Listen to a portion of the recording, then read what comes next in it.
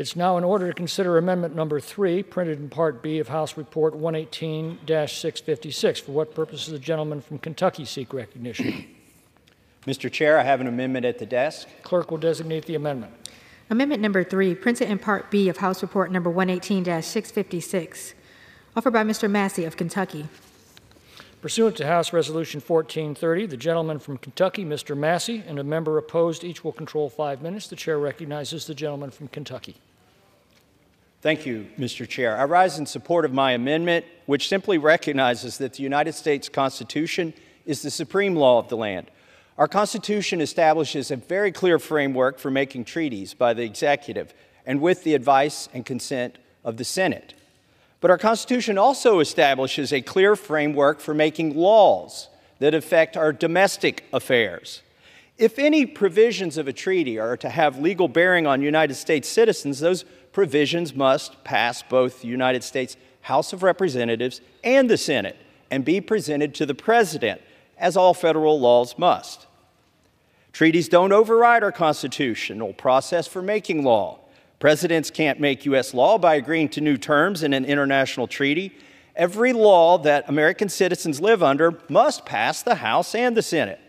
My colleagues have eloquently made the point that a president can't enter into a treaty without advice and consent of the Senate, and in doing so, they are standing up for the sovereignty of American citizens. But they are requiring the Senate to be that portion of the legislative branch that decides what laws will bear on citizens, depending on what the treaty is. My amendment here is very simple. It says that if a treaty has a law in it that has the bearing on United States citizens, on our domestic activities, then it has to follow the lawmaking process of the Constitution. And I reserve the balance of my time. Reserved. The gentleman from Kentucky is recognized. You know, the bulk of my speech in support of my amendment actually doesn't come from me. It's going to come from Alexander Hamilton, who described in Federalist 75 the treaty-making powers of the executive.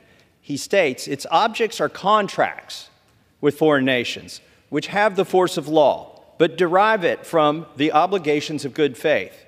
And this is the most important part. They are not rules prescribed by the sovereign to the subject, but agreements between sovereign and sovereign. The power in question seems therefore to form a distinct department and to belong properly neither to the legislative nor the executive. The qualities elsewhere detailed as indispensable in the management of foreign negotiations point out the executive as the most fit agent in those transactions, while the vast importance of the trust and the operation of treaties as laws plead strongly for the participation of the whole or a portion of the legislative body in the office of making them. So what's he saying here? He's saying you can't make laws, domestic laws, using a treaty. Treaties can't bind the United States to declare war. Treaties can't raise taxes. Treaties can't create new laws for us. And the United States should not take part in international institutions that erode our sovereignty.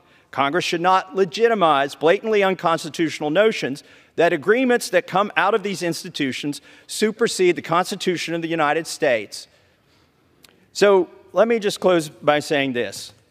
Do we believe that the Senate itself and the President, without consulting the House, could implement a vaccine mandate by merely calling it a treaty and finding another sovereign party to enter into with?